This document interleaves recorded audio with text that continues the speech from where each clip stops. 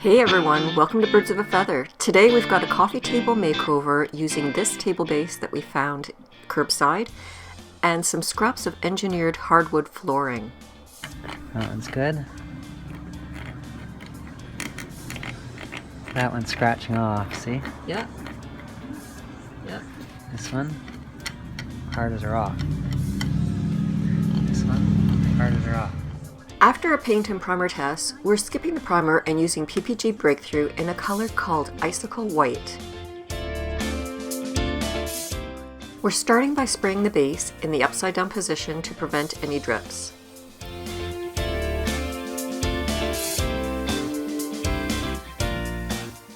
Then we're flipping it over and balancing the piece on these paint pyramids so we can spray right to the very bottom.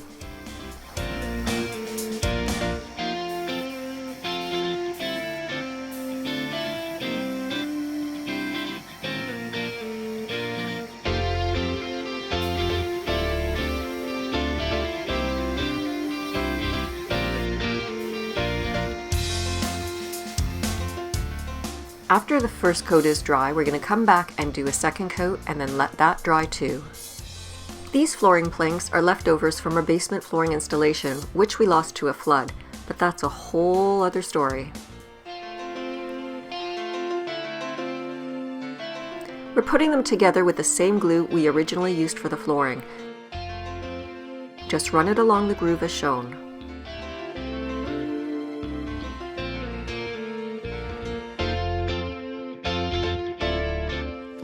Hub set up a scrap, thick piece of board with clamps so we'd have a stop to hit the boards against.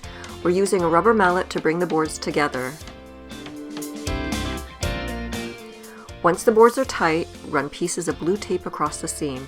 Blue tape stretches and acts as a clamp to keep the boards together as they dry. If you notice the boards are still a little open and tap it together, just be sure to re-stretch the blue tape over the seam and you'll be good to go.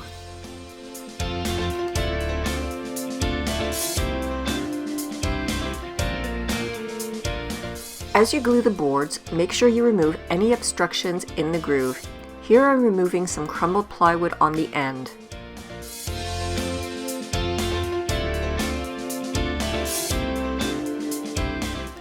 Be sure to get an even coat of glue.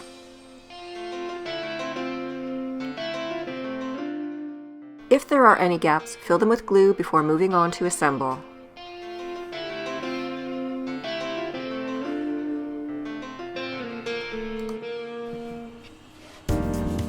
Use a scrap piece of wood to hit the mallet against. It will prevent the actual flooring from possible breakage. And don't forget the tape. Stretch it right across those seams. Only one piece to go. Looking good so far. Here we're swapping out a fine blade on the circular saw so that we can cut the board to the length and width that we want. A fine blade will give us a much smoother cut than the blade we had on there originally, which is just meant for ripping wood.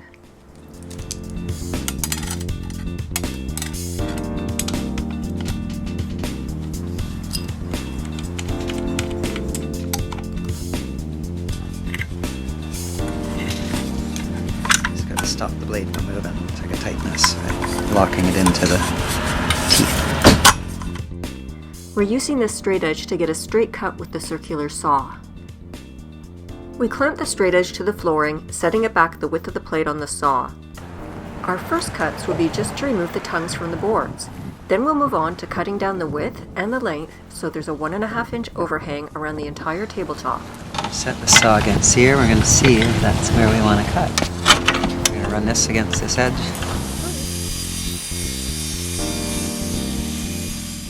After making the rest of the cuts, we're able to move on to adding more structure underneath the table with some 1x3s. This can be set up with a set screw for the depth you want. So we're going to take this, and with our countersink, we want it to go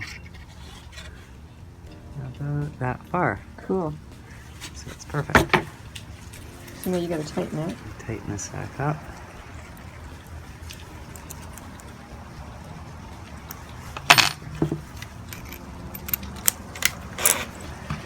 Now, it's a sample piece. That's pretty good. We always test a sample in scrap wood to make sure before working on the actual piece. And these screws are just long enough with their countersunk. They're going to grab in just enough. Once that's done, you can move on to the actual tabletop.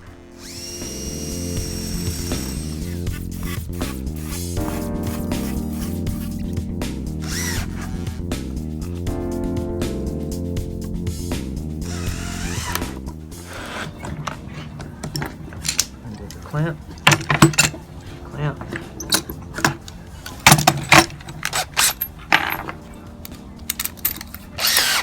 Add one in near the end.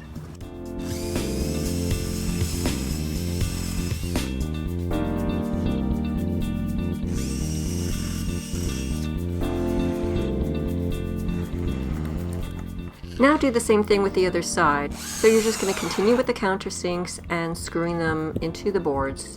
2 screws per board. So as long as you get a little bit of soft wood in it, suck in easier. Yeah. You have to be careful.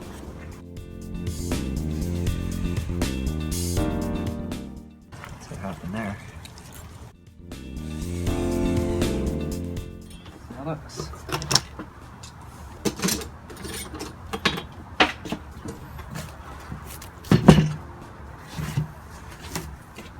There. Take the tape off.